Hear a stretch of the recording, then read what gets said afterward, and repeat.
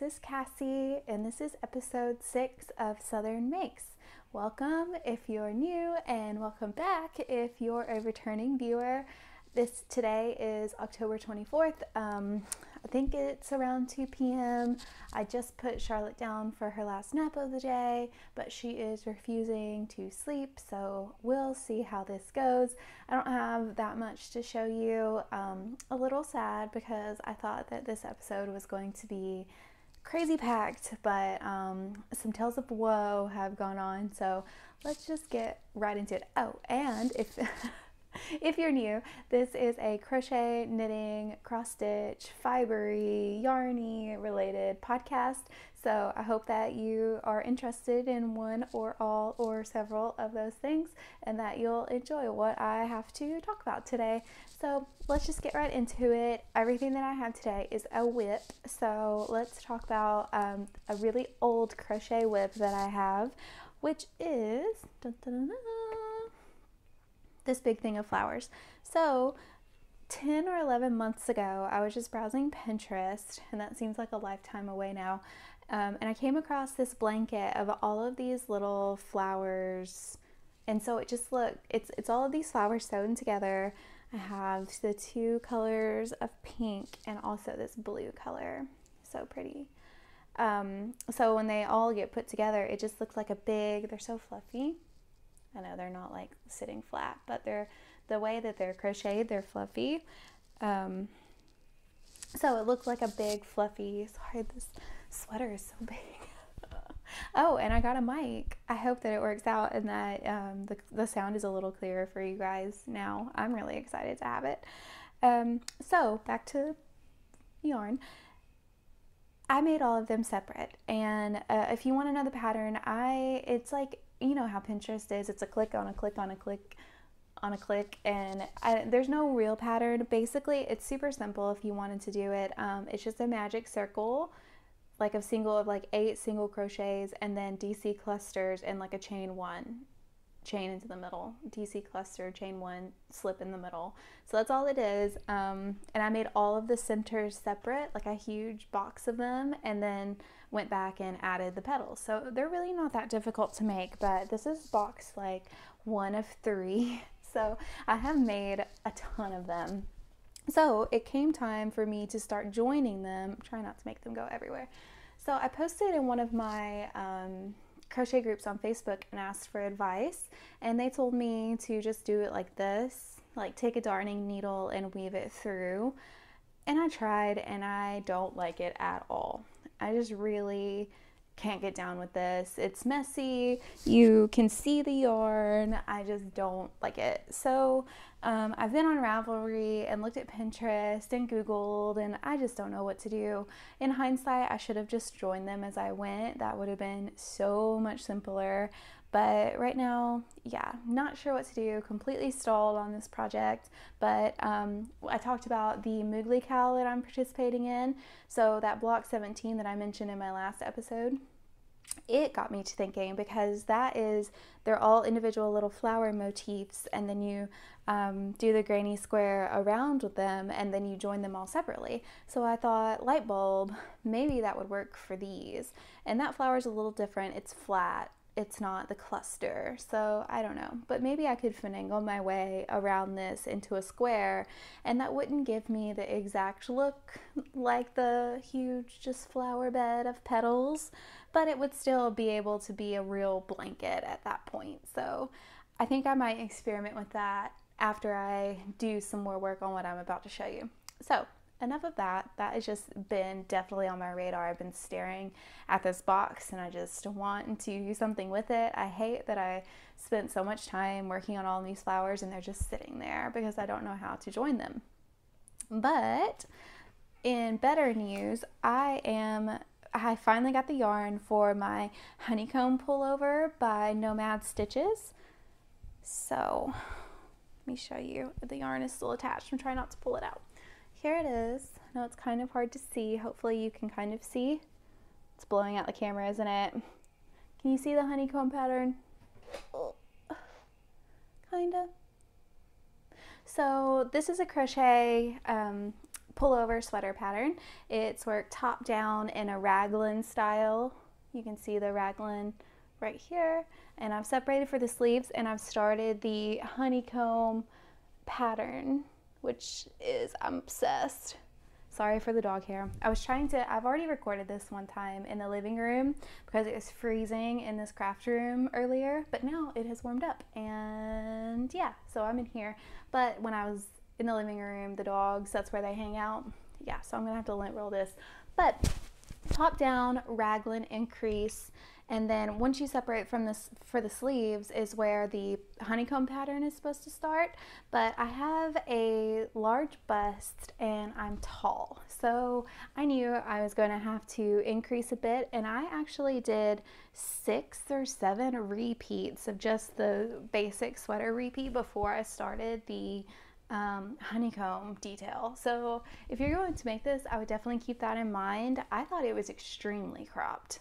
Maybe the designer has a really short torso and wanted it cropped, but if I had just started the design like that, I think it would have hit me like here. And I mean, I'm a 42-inch bust, but I don't know what my waist is. I don't know. This is a huge sweater. That's not a good representation. But yeah, anyway, I just didn't think that was very, I don't know, it was just weird. But I'm obsessed with this pattern. Like, I don't find a lot of good crochet patterns that I just really like reading, really like doing, but I love this. I am making it on a 4.5 millimeter hook, and the yarn I'm using is this Yarn Bee Soft and Sleek DK low pill. It's 100% low pill acrylic. It recommends a 4 millimeter hook, but the pattern I'm using a 4.5, and I think that is about the smallest I would go for this. It's creating a really drapey fabric, and crochet garments just by nature are holy. See, so I'll have to wear a t-shirt or a long sleeve underneath this. That's just how it is. So I don't think I would go any bigger. If anything, I would go down to a 4 millimeter probably. But this colorway is called Oxblood, and I love it. I keep trying this sweater on and I'm obsessed. And the neckline on it is high. I find that the most flattering necklines on me, because I have big shoulders, are V-neck kind of necklines. So I was a little bit apprehensive of making this, but every time I try it on, I love it so much. And the way that it's written, I don't want to give too much away. It is a paid pattern, but it's just a simple top-down raglan pullover. So if you didn't want the honeycomb detail on the bottom, you could just omit it. They're just front post stitches down here, so you could just not do that and then have just a plain sweater or do stripes or whatever. So I don't know how much the pattern was. I don't think it was very expensive, but for that amount of money, now I have a crochet sweater pattern in case I ever wanted to make another crochet sweater. So that has made me really excited, honestly. I don't know if you can tell, but I'm like stoked on that. But that leads me into my tale of woe that I was talking about. So a couple episodes ago, I was talking about my dream knitting, and I wanted to make the Weekender pullover or sweater by Andrea Mowry. So I did. I am making it, first let's talk about the yarn. Let's get it together. I'm making it out of this. It's Yarn Bee Rustic Romantic in the colorway Oaky Wheat. It's got these, number one, it's got the little like white fluff, but it also feels like it's got literal wheat in it. I mean, I'm sure it has to be plastic, right? Because this is, it's 85% acrylic and then 15% hemp. It's a worsted weight yarn, and it is I would say it's a thicker worsted weight as well. And I am, the pattern calls for 3 sizes of needles. I can't remember, because I'm like a rogue knitter and I'm about to learn my lesson, y'all. Like, so I made the whole sweater and I've started to pull it apart now, so it's a little cumbersome. I think it's upside down, but I have made the whole sweater minus the sleeves. and number one, it wasn't long enough, and number two, I couldn't even fit my arms through the sleeve holes, and I was so upset. Yeah, so I just put it down in my frustration, and have since realized that some things I didn't realize before, because I was trying to do my own thing. Of course, I didn't do a gauge swatch, as you do, right? So I didn't, and then I went and had a look at the project page on Ravelry and realized something that should have been totally obvious. One of the very first people who made it wrote this. She reminded everyone that whatever the width of your bottom band is the max allowance of your top shoulder sleeves as well. So because I have broader shoulders, I used, I think, a 3.75 needle on the bottom when it probably calls for a 4. So that was my first mistake. So the bottom band was too short. So that means it wouldn't fit around my shoulders. So I tried to compensate for that and the shorter armholes by, this is supposed to be all one length up at the neck, but I ripped back and then extended the shoulders on both sides. So that way it gave me a little extra room on each shoulder and gave me space to put my arms through the armholes. So I thought that was going to work, and honestly it may have. But then I started thinking about the length of the sweater and how I wanted it to fit oversized. I wanted it to be comfortable, and it just wasn't making me happy. So your girl ripped it all the way out. And I have since started again on appropriate needles, number one, and number two on a much bigger size, because I had knit the size 2, which said the finished bust circumference, I didn't think it was the finished, but now I think it's the finished, is a 42 inch. So that doesn't give me the 10 inches of positive ease. I don't know if I'm just being dense or what is happening, but it just wasn't big enough. So in my frustration, I cast on for the size 5. I don't know on what planet I would think, okay, a size 2 could kind of work one day, and then the next day cast on for the size 5. I don't know what I'm doing. But I figured, because I went back, and since this is kind of acrylic heavy, maybe it won't block much bigger, maybe it won't stretch, maybe it will even shrink a bit if I throw it in the wash. I don't know. So with all that in mind, and just my general frustration about the whole situation, I decided to cast on the size 5. So I have done, and these are only size 29. They're 29 inch circulars. So it's kind of squished up on here, but it's not supposed to be ruffled. So I've probably got an inch done on the body so far. And it is so slow going. I knit this whole sweater in a week, and that's probably knitting 3 or 4 hours a day, maybe, like max. So that went pretty fast. And I'm sure the sleeves would have been just as fast. So this has probably only been like 3 or 4 hours of work, but it's just so much slower because it's such a bigger size, you know? I don't know. I think it's like a combination of everything. Like, I'm frustrated, I'm upset I did all this work, and then blah, blah, blah. And I don't know, but I do love this color, this wheat mustard yellow color, and that's kind of keeping me going. And now that I have worked so much on my honeycomb pullover, it's gotten my itch back for a knitting project of tight stitches and all of that. So yeah, I still am excited about it. I think I will finish the honeycomb pullover and then get back on this. And another thing I wanted to mention is, until I did go to the project page to just check it out and see what was up, I didn't realize that the sleeves were stockinette. So the body is garter, and then the sleeves were stockinette. And I'm not a very adventurous person when it comes to clothing. I like neutrals and muted things and no crazy patterns, except for color work. I'm like really getting into color work.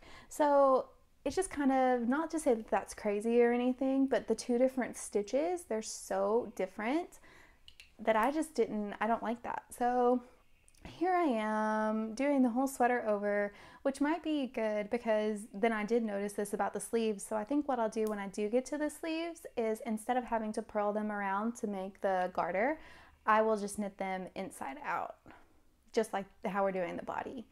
So I'm thinking about that, and these are the only 5.5 millimeter needles that I have, and they're 29-inch. So they won't work for the sleeves, obviously, because they're a little too short to do magic loop as well.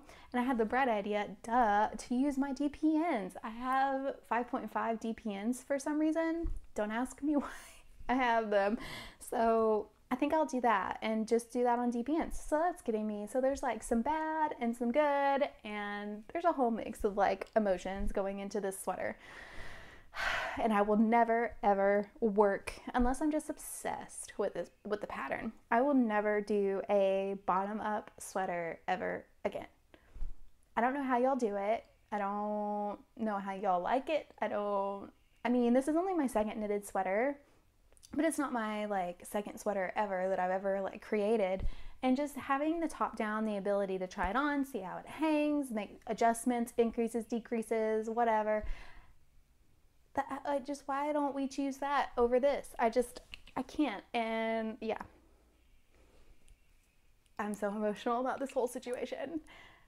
But yeah, so I am still grinding away on it. Like I said, I think I'll finish the honeycomb pullover. It'll give me the steam that I need, and then I'll work on this weekender sweater. Did I say the date? It's the 24th. It's Thursday. So I think I can finish. I just have 6 or 7 more rows on the honeycomb, plus the bottom ribbing, which I should fly through, and then the sleeves. So maybe I can do that in a couple days, and then I'll just knock the weekender sweater out this weekend. Is that an idea? I might do that. Okay, enough about that. Let's move on. I have a very exciting knitting project. I said that really weird. It's Halloween, so I'm like spooky. I don't know. Don't ask me. So it's socks. Months ago, I cast on for the My First Socks pattern by Sandra Paul. Sorry.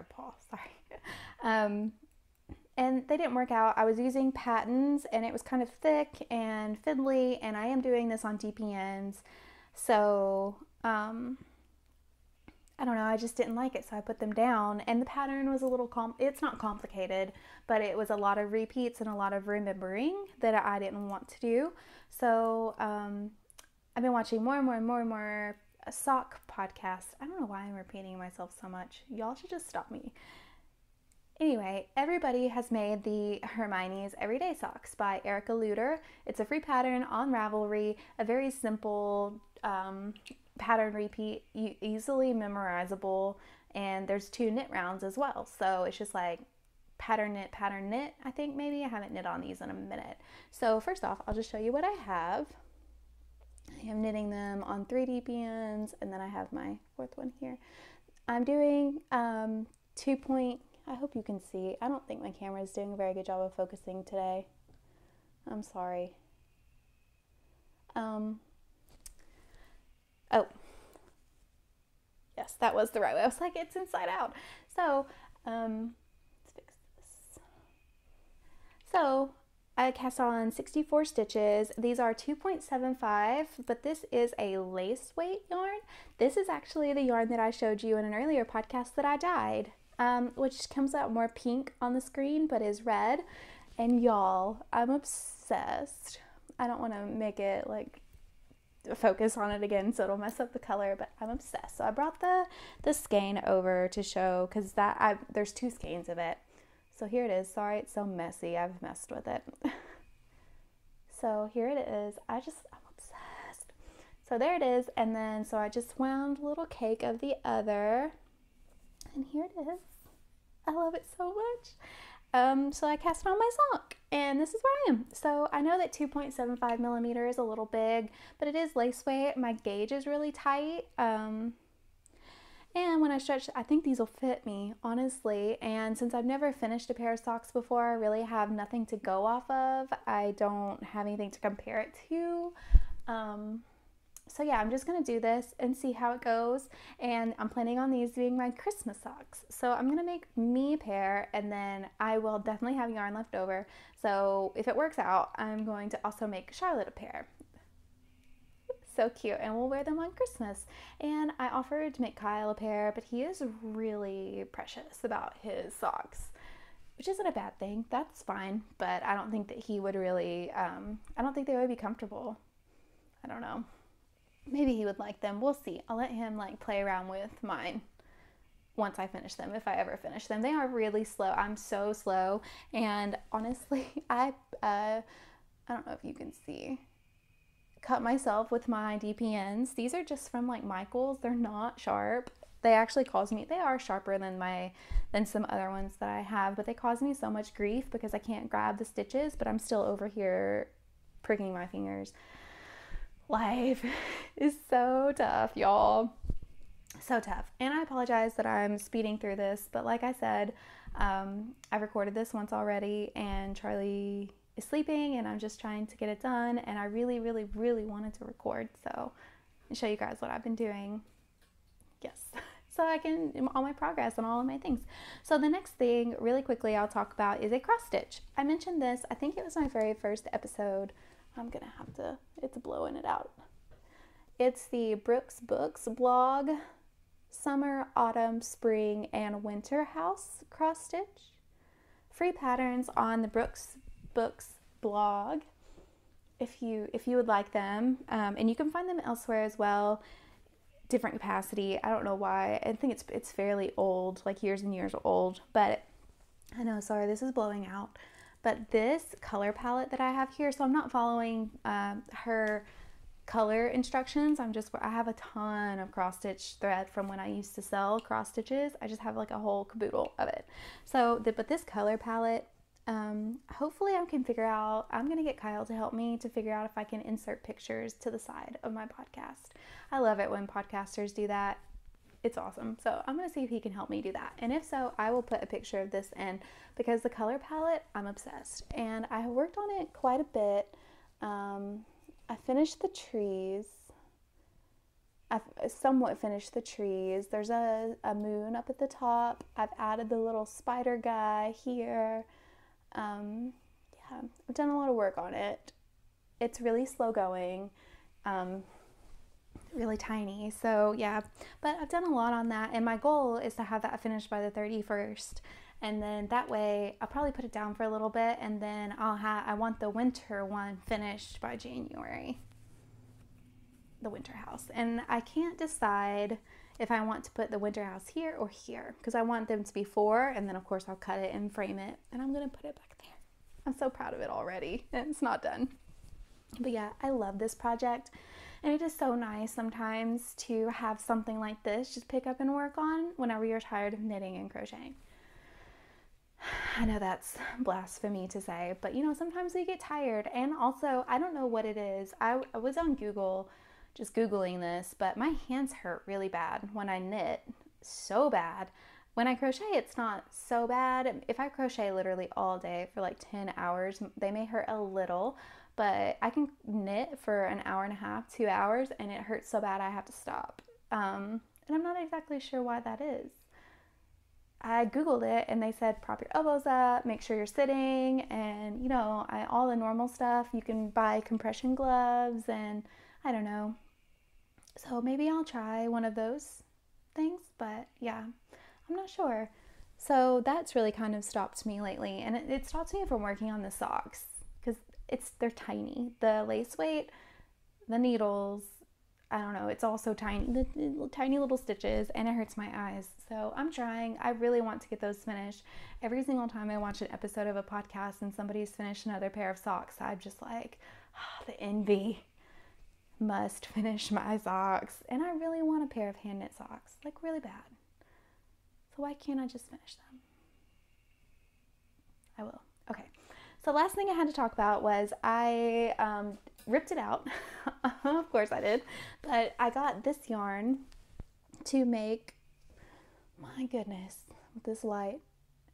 Yarn B, soft and sleek, low pill fiber. Sorry, it's kind of like messy. I can't record in afternoons. That's why I tried to do it this morning. Low pill fiber. It is 100% low pill acrylic, medium worsted weight yarn. Let's see, is that a color?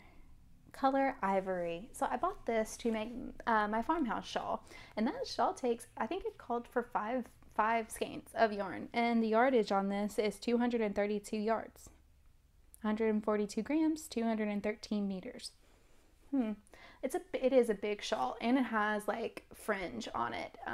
Hopefully I can put a picture in. I really want y'all to see that. I love it. But it also called for 5.5 millimeter needles, and I'm using that for those, the only ones I have for my weekender sweater.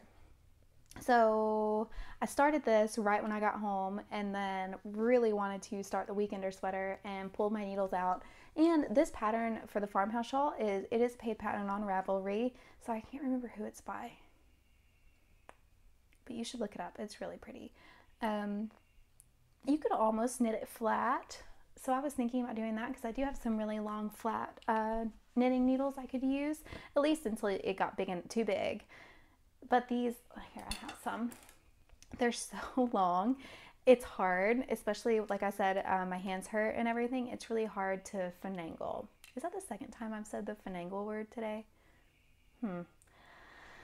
Yeah, so I'm thinking if I really take a break from my weekender sweater, I might just put what I have done on waste yarn and do this farmhouse shawl, because the pattern is really simple. I got like 2 or 3 rows into the pattern repeat, and it's really simple, but you kind of do need to remember where you are.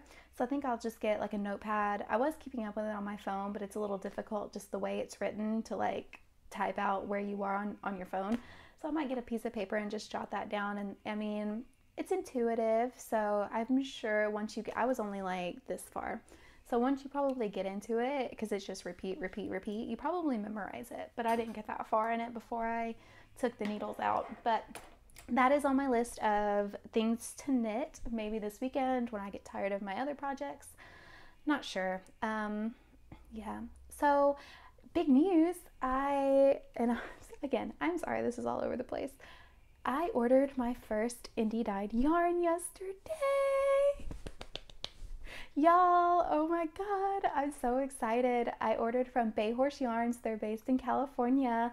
They're 4-ply show horse sock weight yarn, which would be fine for sweaters, which is what I plan to make with it. And it should be here. I think they shipped it yesterday, maybe today, this morning. I signed up for USPS tracking alert text messages. I'm so excited. I ordered their Barnwood colorway. It's like a beige base with brown, it looks like reds, and so pretty. Kind of speckly, but more so kind of looks hand painted. It's gorgeous. I was obsessed. I saw it on Instagram. I follow them on Instagram. Not really sure how, but the second I saw it, I was obsessed with it. And yeah, so I had to have that, and they were running a sale, and they're really nice as well, because I commented saying that I really loved it and asked if it would be okay for sweaters, and they were really nice when they replied back to me. So yeah. And small business indie dyer, I've always wanted to support that, y'all know that, and so I'm just like really excited to get that. I cannot wait, and I will talk more about the projects that I have lined up for that once I get it and can show you guys. So that's really exciting. I was going to talk a little bit about personal stuff towards the end of the podcast, but I'm really trying to hurry because of Charlotte. So I'm trying to get an overall more cohesive podcasting style. I know I'll get there, so y'all please just bear with me. And if you have any advice, feel free to drop a comment. I will put at the end here and down in the description box below. Media, I'll quickly just tell you, it's Southern Makes Co. on Instagram, Southern Makes on Pinterest, and Ravelry. If you would like to follow me, please feel free. And I also have a personal Instagram account. It's mostly pictures of Charlotte.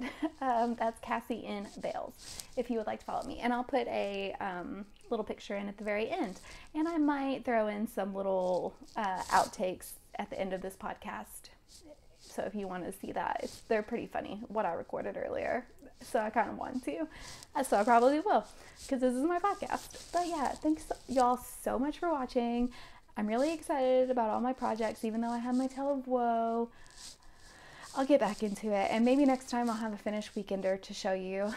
That would be so lovely. I would love to have that sweater. It looks so comfy cozy, so perfect. It's like my perfect pattern, even though it is bottom up. Andrea, make a top-down one.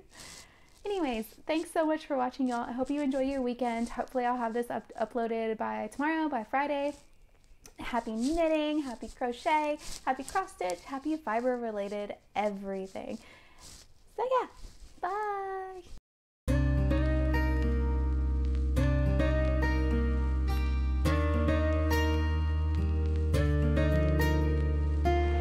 So I am joined with my daughter, who is an infant, sitting right next to me. So if you hear anything, that is more than likely her, along with my brigade of animals.